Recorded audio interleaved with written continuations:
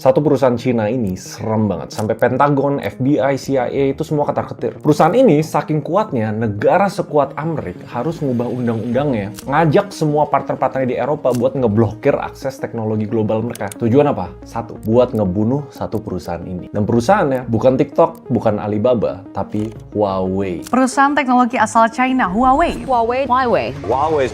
But Huawei is something that's very dangerous. You look at what they've done from a security standpoint, from a military standpoint, it's very dangerous. Very dangerous. Very dangerous.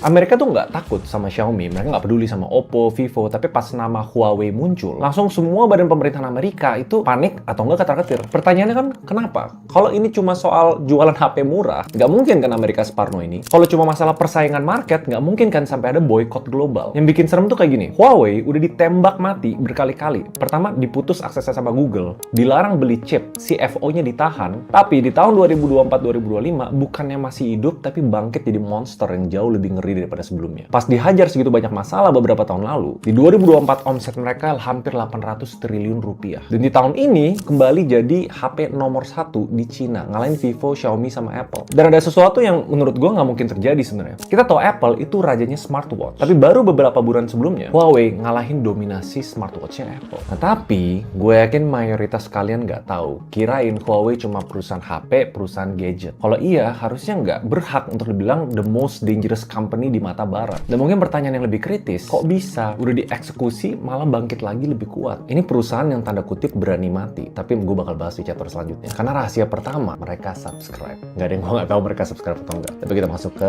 chapter 1.